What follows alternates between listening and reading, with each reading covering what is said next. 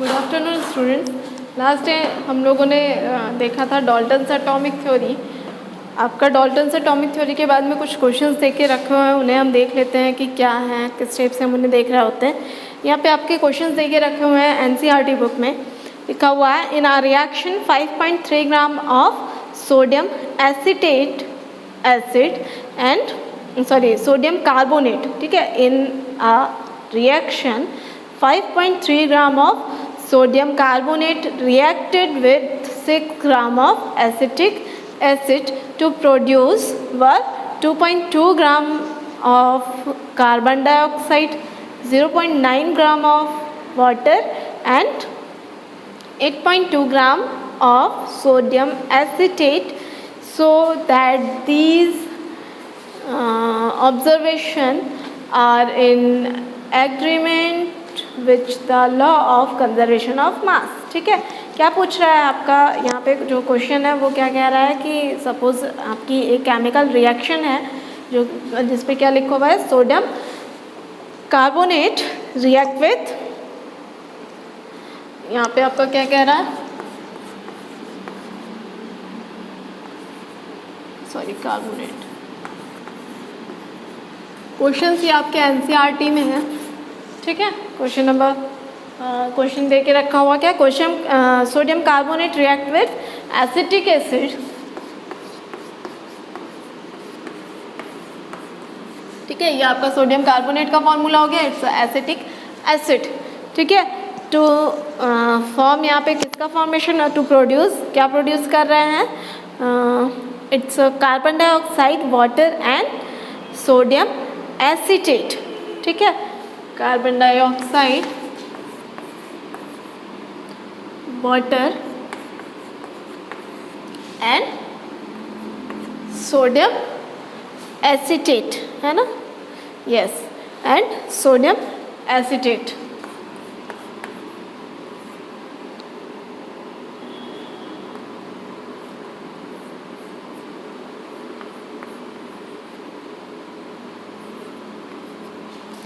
ठीक है, and sodium acetate का यहाँ पे क्या कर रहे हैं, ये फॉर्मेशन कर रहे हैं, तो क्या हो जाएगा,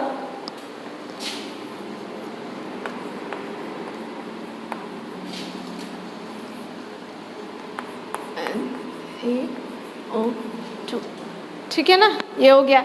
यहाँ पे क्या बता रहा है, वैल्यूज आपकी दे के रखी हुई हैं, 5.3 ग्राम, इट्स 6 ग्राम। प्रोडक्ट में अगर हम देखेंगे कार्बन डाइऑक्साइड तो क्या दे के रखा है, 2.2 ग्राम, यहाँ पे 2.2 gram, water 0.9 gram and sodium acetate 8.2 gram, 8.2 gram, ठीक है। अब यहाँ पे पूछ रहा है कि जो हमने लॉ पढ़ा है, लॉ ऑफ केमिकल कॉम्बिनेशन में, लॉ ऑफ कंजर्वेशन ऑफ मास, क्या ये रिएक्शन उसे फॉलो कर रही है या नहीं, वो सच में है या नहीं। तो वहाँ पे हम लोगों ने क्या देखा था, क्या पढ़ा था, मास can neither be created nor be destroyed in any chemical reaction, in the duration of any chemical reaction. तो ये आपका हो गया मास ऑफ रिएक्टेंट। वहाँ पे उसका मीनिंग क्या निकल रहा होता था, mass of reactant is always equal to mass of product. तो देख लेते हैं हम यहाँ पे क्या बोल रहा है, 5.3, यहाँ पे क्या हो जाएगा, मास ऑफ रिएक्टेंट जो कि केमिकल रिएक्शन में पार्टिसिपेट कर रहे होते हैं, तो ये दोनों कंबाइन होके प्रोडक्ट बना रहे हैं। तो जो भी कंबाइन हो रहे होते हैं, रिएक्शन कर रहे होते हैं, वो क्या कहलाते हैं, रिएक्शन। तो मास ऑफ रिएक्टेंट क्या हो जाएगा यहाँ पर, 5.3 plus 6 gram is equal to क्या हो जाएगा यहाँ पे, 11.3 ग्राम, ठीक है ना। ये क्या हो गया, रिएक्टेंट, ठीक है ना, मास of reactant. Mass of product हम देख लेते हैं,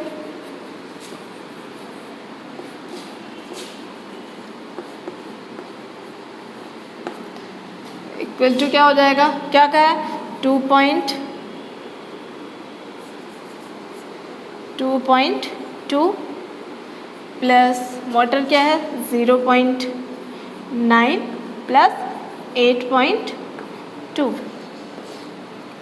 ग्राम इज इक्वल टू, यहाँ पे आप ऐड करोगे तो क्या हो जाएगा, 8 + 2 10 9 इट्स 11.3 ग्राम। ठीक है, तो यहाँ पे क्या हो गया, mass of reactant is equal to mass of product. That means ये जो आपकी रिएक्शन है वो law of conservation of mass को फॉलो कर रही है। ठीक है, ये हो गया आपका, इस टाइप से आप सॉल्व कर सकते हो अगर आपका क्वेश्चन आ रहा है तो। ठीक है,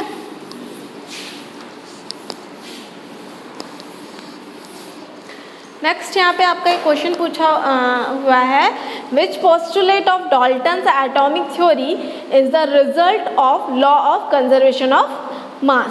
ठीक है ना, लास्ट टाइम हम लोगों ने क्या देखा था, postulate of Dalton's atomic theory. हमने वहाँ पे 6 पोस्टुलेट देखे थे, किसके, डाल्टन्स एटॉमिक थ्योरी के। तो यहाँ पे आपका क्वेश्चन पूछा जा रहा, जस्ट डाल्टन एटॉमिक थ्योरी के बाद में यहाँ पे क्वेश्चन आ रहे हैं। तो वहाँ पे क्या क्वेश्चन पूछा है, which postulate of Dalton's atomic theory is the result of law of conservation of mass. ठीक है, law of conservation of mass के लिए हमने वहाँ पे आपका जो आपका जो क्या था, सेकेंड पोस्टुलेट था वहाँ पे, वो है क्या है, atom are individual particle which, यहाँ पे क्या था आंसर, सेकेंड क्वेश्चन का आंसर क्या हो जाएगा यहाँ पे आपका, जो क्वेश्चन पूछ रहा है, which postulate of Dalton's atomic theory is the result of the law of conservation of mass. तो यहाँ पे क्या हो जाएगा, एटम्स आर इंडिविजुअल पार्टिकल, क्या हो जाएगा, atoms are indivisible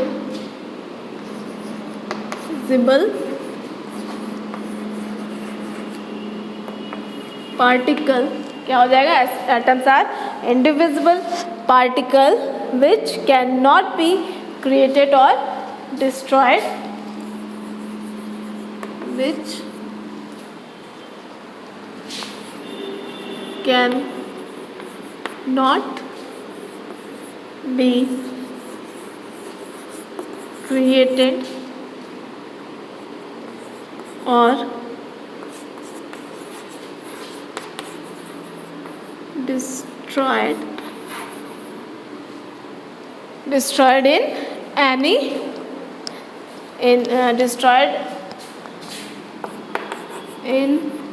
a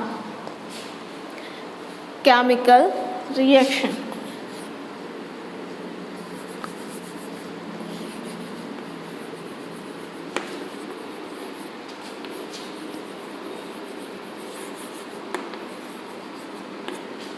in a chemical reaction. ठीक है, ये जो आपका पोस्टुलेट है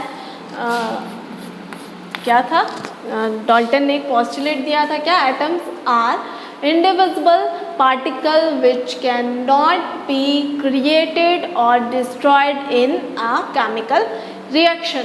ये जो आपका पोस्टुलेट है डाल्टन्स एटॉमिक थ्योरी में, ये जो पोस्टुलेट उन्होंने दिया था वो बता रहा होता है आपका जो लॉ है केमिकल कॉम्बिनेशन के, क्या, लॉ ऑफ कंजर्वेशन ऑफ मास, उसका उसी के अकॉर्डिंग ये उसे फॉलो कर रहा होता है। ठीक है, ये आप इस पोस्टुलेट के अकॉर्डिंग बता सकते हो कि जो आपका लॉ ऑफ कंजर्वेशन ऑफ मास था उसे ये जो पोस्टुलेट था डाल्टन का वो क्या कर रहा होता है, सपोर्ट कर रहा होता है। ठीक है, ये इस पोस्टुलेट के अकॉर्डिंग हम कह सकते हैं कि लॉ ऑफ कंजर्वेशन ऑफ मास जो है वो सही है।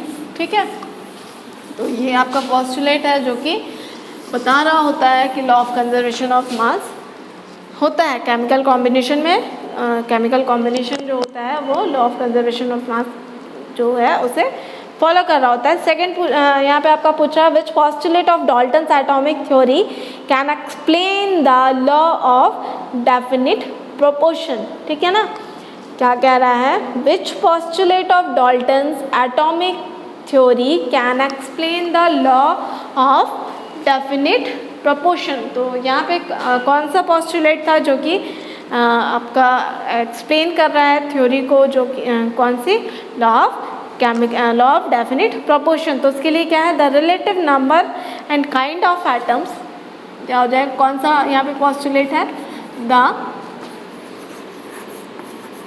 Relative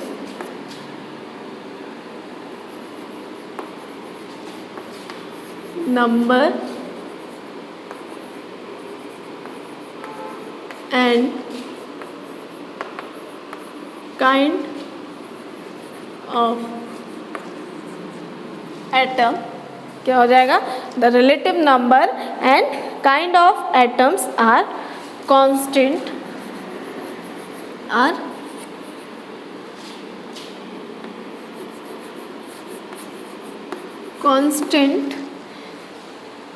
are constant in a given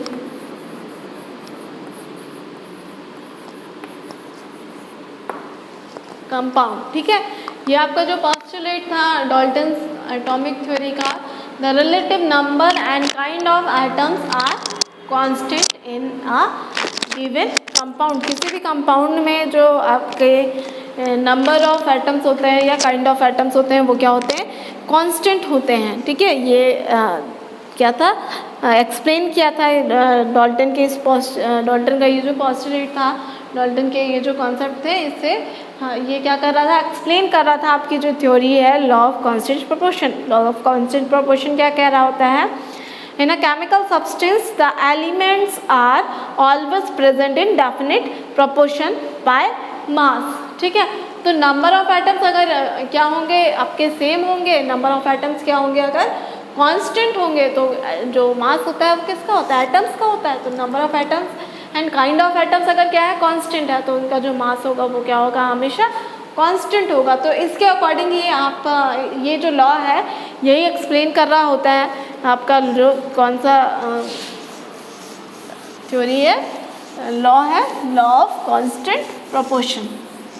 ये क्वेश्चंस आपके दे के रखे हुए थे, एनसीईआरटी बुक में पूछ रहा था, तो उस ये आपके आंसर्स हो जाएंगे। अगर पूछ रहा है ये क्वेश्चंस आ रहे हैं आपके एग्जाम में तो उनके ये आंसर होंगे। नेक्स्ट टॉपिक आपका यहाँ पे है व्हाट इज़ एन एटम। ठीक है, क्या पूछ रहा है, व्हाट इज़ एन एटम, तो क्या हो जाएगा यहाँ पे, क्या पूछ रहा है आपका, व्हाट इज़ एन एटम। तो एक तो आपका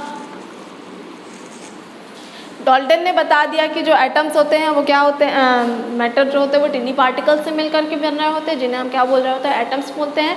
और ये जो एटम्स है वो किसी भी केमिकल रिएक्शन में पार्टिसिपेट कर रहे होते हैं। ठीक है, क्या बताया कि जो एटम्स होते हैं वो मैटर्स जो होते हैं वो टिनी पार्टिकल से मिल करके बन रहे होते हैं, जिन्हें हम क्या बोलते हैं, एटम बोल रहे होते हैं।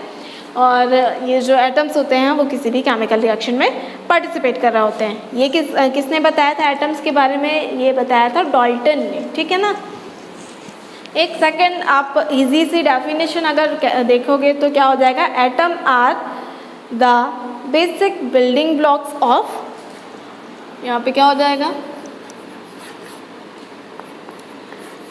Atoms are the basic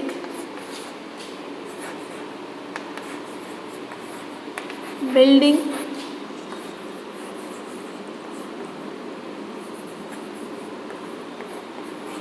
blocks. Atoms are basic building blocks of ordinary matter. Basic building blocks of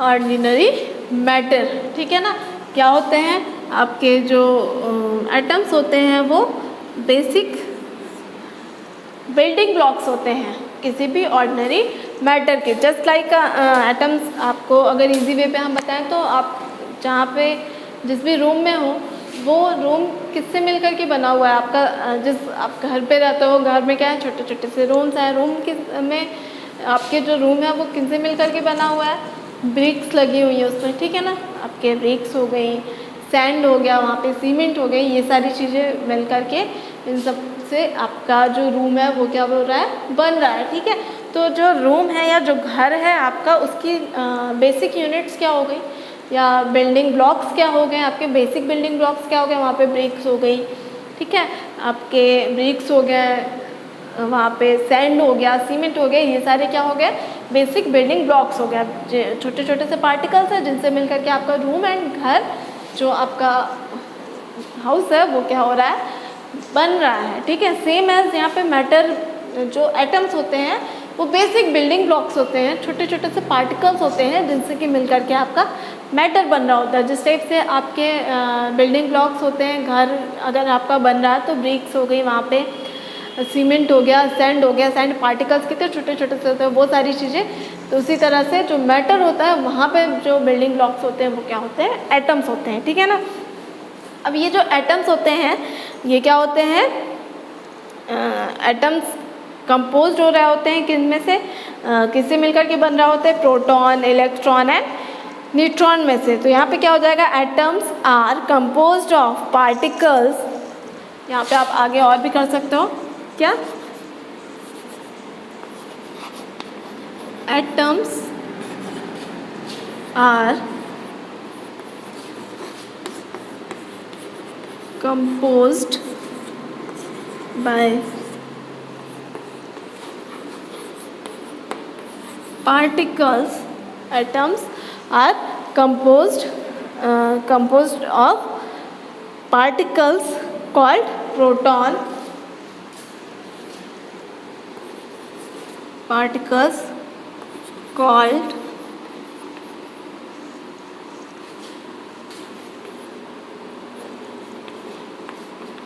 proton,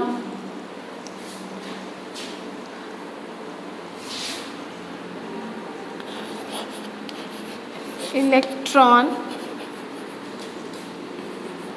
and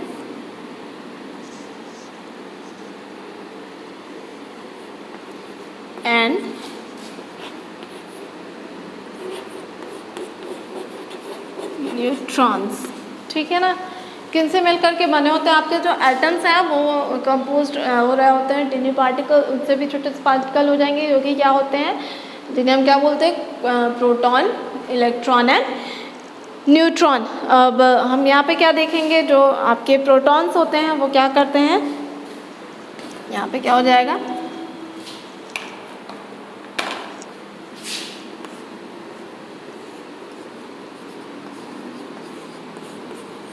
proton carry positive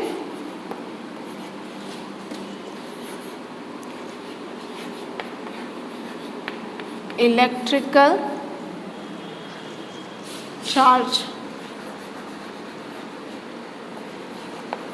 ठीक है, जो आपका प्रोटॉन होता है वो कौन सा चार्ज कैरी कर रहा होता है, पॉजिटिव इलेक्ट्रिकल चार्ज। ठीक है ना, electron carry a negative electrical charge. यहाँ पे क्या हो जाएगा, electron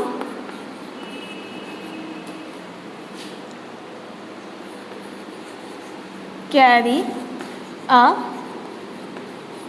negative electrical charge.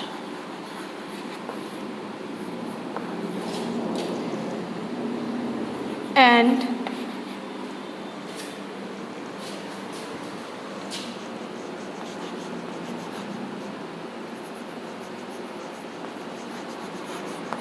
neutron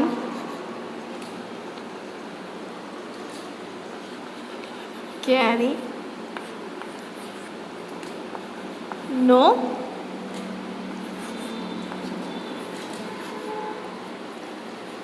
electrical charge at all। ठीक है, यहाँ पे क्या होते हैं आपके जो एटम्स हैं, atoms are the basic building blocks of ordinary metal. Then atoms are compose, यहाँ पे आपका ये फर्स्ट हो गया। सेकेंड पॉइंट आप कर सकते हो क्या, atoms are composed of particles called proton, electron and neutron.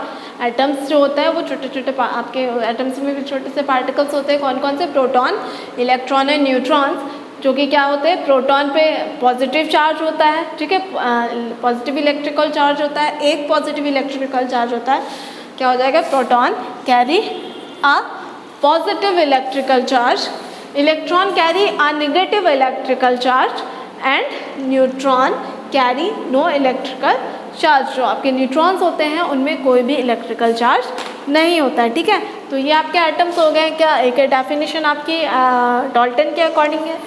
Second आप यहाँ पे इजीली लिख सकते हो क्या, atoms are the basic building blocks of ordinary metal, ठीक है। Then atoms are composed of particles called proton, electron and neutron. Then proton carry a positive electrical charge, electron carry a negative electrical charge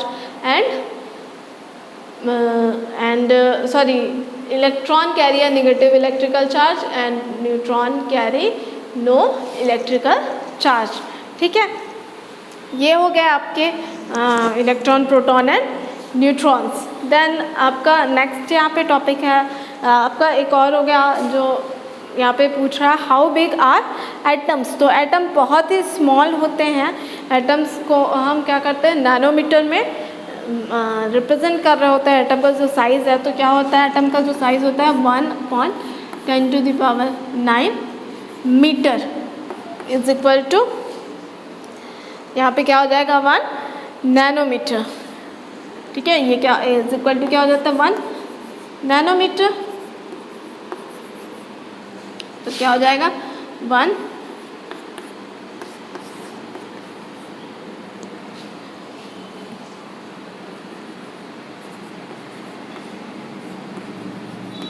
ये size होता है किसी एक atom का जो radius होता है, ठीक है, atomic radius measure in nanometres. तो आप रिलेटिव साइज देख सकते हैं हम। एटम ऑफ हाइड्रोजन जो होता है, नैनोमीटर्स आपका उस पर हम देख रहे होते हैं, तो यहाँ पे एटम ऑफ हाइड्रोजन जो होता है उसका साइज क्या है, ये, ठीक है ना। ये होता है आपका एटम ऑफ हाइड्रोजन का जो साइज है उसका। एटम ऑफ मॉलिक्यूल क्या होता है 1 नैनोमीटर, ठीक है। एटम ऑफ वाटर जो साइज ऑफ वाटर होगा आपका for the H2O for the hydrogen, ठीक है। इस टाइप से डिफरेंट साइज आपके होते हैं, रेडियाई होती है। तो ये हो गई आपकी। तो जो एटम्स होते हैं वो क्या होते हैं, बहुत ही छोटे होते हैं। एटम का जो साइज़ होता है वो बहुत ही स्मॉल होता है। तो हम जो एटम का साइज चूँकि इतना स्मॉल है तो उसे हम निगलेक्ट कर सकते हैं। ऐसा कभी दिमाग में अगर आए आपके तो वहाँ पे आप देखना ये क्या होती है, बेसिक यूनिट्स होती हैं। घर इतना बड़ा आपका जो घर होता है वो होता है वहाँ पे, बट अगर ईट जो ब्रिक्स होती हैं या फिर जो सैंड पार्टिकल हैं उनकी इम्पोर्टेंस बहुत होती है आपका जो घर है उसमें, ठीक है। तो जो एटम्स होते हैं उनसे ही मिल कर के बन रहे होते हैं मैटर, तो इनकी भी इम्पोर्टेंस बहुत होती है, भले ये साइज़ में बहुत ही स्मॉल होते हैं, ठीक है। नेक्स्ट यहाँ पे टॉपिक है आपका, what are the modern day symbol of atom of different element. सबसे पहले हम यहाँ पे देखते हैं आपका डाल्टन के अकॉर्डिंग जो सिंबल्स हैं, डाल्टन ने सिंबल्स को रिप्रेजेंट किया था, कुछ सिंबल बताए थे उन्होंने, उसे हम यहाँ पे देख लेते हैं लेटर्स वगैरह के अकॉर्डिंग। डाल्टन के अकॉर्डिंग जो सिंबल थे, सिंबल और द एलिमेंट्स, तो उन्होंने क्या कहा था, हाइड्रोजन के लिए डाल्टन के अकॉर्डिंग हम देख रहे हैं तो हाइड्रोजन को डाल्टन ने कैसे रिप्रेजेंट किया था, इस टाइप से। ये सिंबल बताया था उन्होंने हाइड्रोजन का, ठीक है। कार्बन का क्या सिंबल बताया था उन्होंने,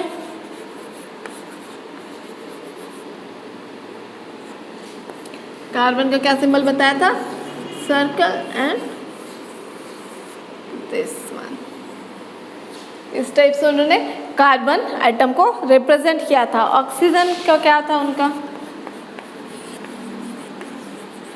ये सिंबल आपके एग्जाम में आ रहे होते तो आप देख लेना। ऑक्सीजन क्या था, एक स्फीयर उन्होंने बना दिया था प्लेन, उसमें कुछ भी नहीं था। फॉस्फोरस की हम बात करेंगे तो फॉस्फोरस कैसे रिप्रेजेंट किया था उन्होंने,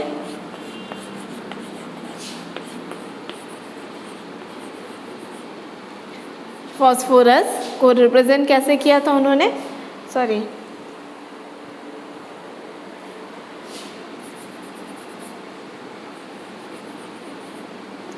फॉस्फोरस को ऐसा स्फीयर, देन दिस वन, ये किसका था, ये सिंबल था किसका, फॉस्फोरस का। नेक्स्ट उन्होंने सल्फर के लिए क्या बताया था,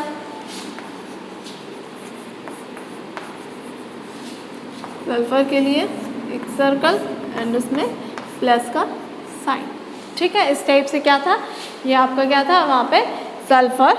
नेक्स्ट उन्होंने बताया था आयरन, आयरन के लिए क्या सिंबल था, दिस वन, ठीक है। नेक्स्ट था कॉपर, कॉपर का क्या सिंबल था, कॉपर के लिए उन्होंने सी बनाया था, ठीक है। कॉपर के लिए उन्होंने सर्कल पे क्या बनाया था, सी बनाया था। देन लेड, लेड के लिए क्या था, एल। लेड के बाद में आपका हो गया सिल्वर, ठीक है, ये हो गया। देन गोल्ड, गोल्ड के लिए क्या सिंबल बताया था उन्होंने, इस टाइप से जी एंड कॉर्नर्स पे ये लाइंस, ठीक है। इस टाइप से क्या बताया था उन्होंने, ये होता है गोल्ड। नेक्स्ट आपका platinum, sorry Platina and mercury, Platina के लिए क्या,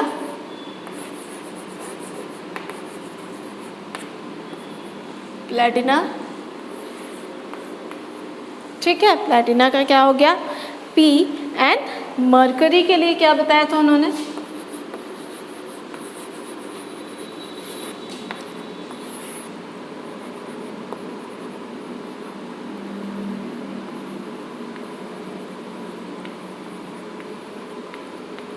ये सिंबल था किसका, मरकरी का, ठीक है। तो ये इस टाइप से symbol for the some elements as proposed by Dalton, ये क्या थे, सिंबल्स थे, कुछ एलिमेंट के सिंबल थे। ये क्या है, symbol of some element proposed by Dalton, ठीक है ना, proposed by डाल्टन। डाल्टन ने बताया था इस टाइप से कि हाइड्रोजन का ऐसा सिंबल हो गया, ये कार्बन हो गया आपका, ऑक्सीजन हो गया, देन फॉस्फोरस, सल्फर का ये सिंबल हो गया, then iron, carbon, lead, sulphur, sorry it's silver, ठीक है, गोल्ड, प्लैटिना एंड मरकरी। तो ये सारे सिंबल्स थे, ये आपके एग्जाम में भी आ रहे होते हैं, तो इन सिंबल्स को आप एक बार देख लीजिएगा कि क्या था। तो इस टाइप से किसने बताया था, डाल्टन ने ये सिंबल्स दिए थे, कुछ पर्टिकुलर एलिमेंट्स थे, ज़्यादा एलिमेंट्स को उन्होंने नहीं बताया था, ये एलिमेंट्स इसको उन्होंने रिप्रेजेंट किया था इस टाइप से कि इस टाइप से आपके जो अगर कहीं पे इस टाइप का सिंबल बना हुआ है दैट मीन्स वहाँ पे क्या किसे रिप्रेजेंट कर रहा है, हाइड्रोजन को, ठीक है। ये इसका रिप्रेजेंटेशन था हाइड्रोजन, देन कार्बन, ऑक्सीजन, आपका फॉस्फोरस हो गया, सल्फर को इस टाइप से हम रिप्रेजेंट कर रहे होते थे, देन आयरन हो गया आपका, copper, lead, silver, gold, platina and mercury. तो ये इस टाइप से आपके सिंबल्स थे जिससे रिप्रेजेंट कर रहा होते थे हम किसको, जो आपके एलिमेंट्स थे। और भी बाद में साइंटिस्ट आए जिन्होंने रिप्रेजेंटेशन बताया था किसका, मेटल्स का, सॉरी एलिमेंट्स जो हैं उनके रिप्रेजेंट करने का तरीका बताया था। तो आपका इसके बाद में हमने क्या किया था, कुछ चीज़ों पे जिस कंट्री पे या जिस प्लेस पे इन्वेंशन हो रही थी, जो आपके एलिमेंट्स थे उनकी, उस प्लेस के नेम के अकॉर्डिंग हम एलिमेंट्स के नाम वहाँ पे दे रहे थे, एलिमेंट्स को वहाँ पे हम नाम दे रहे थे। कई सारी जगह पे कलर के अकॉर्डिंग हम वहाँ पे एलिमेंट्स के नाम हो रहे थे, ठीक है, कलर जैसा होगा उसके अकॉर्डिंग हम एलिमेंट के नाम रख रहे थे। लास्ट में आपका आया था IUPAC। इस टाइम पे भी जो नेमिंग चल रही है एलिमेंट्स की वो किस पे बेस्ड है, IUPAC क्या होता है, international union of pure and applied chemistry, ठीक है। क्या होता है IUPAC का full form, international union of pure and applied chemistry. उसके अकॉर्डिंग हम इस टाइम पे जो आपके एलिमेंट्स हैं उन्हें हम नॉमिनेट कर रहे होते हैं। तो IUPAC नॉमिनक्लेचर या IUPAC नेमिंग हम आपको कल बताएंगे कि एलिमेंट्स की IUPAC नेमिंग किस टाइप से की जा रही थी, ये नेक्स्ट डे हम आपको टॉपिक बताएंगे। एंड अभी के लिए इतना। आप ये जो आपके सिंबल्स हैं एलिमेंट्स के, इन्हें आप देखिएगा कैसे हैं, किस टाइप से कौन से एलिमेंट के लिए क्या सिंबल दिया था डाल्टन ने, एंड आपके एटम्स क्या होते हैं। जो भी आपको इन टॉपिक्स पे डाउट है उन्हें आप क्लियर करिएगा। नेक्स्ट क्लास जो हमारी होगी उसमें हम क्या बताएंगे आपको, IUPAC के अकॉर्डिंग एलिमेंट्स की नेमिंग कैसे की गई एंड एटॉमिक मास। ये टॉपिक्स हम आपके नेक्स्ट क्लास में हमारे ये टॉपिक होंगे, तो आप इन्हें भी एक बार रीड करके आइएगा तो आपको प्रॉपर चीज़ें समझ आएंगी। एंड अभी जो आज की क्लास थी उसमें अगर आपको कोई भी डाउट हो तो आप उसमें से पूछिएगा जो भी आपकी डाउट है। Okay, thank you.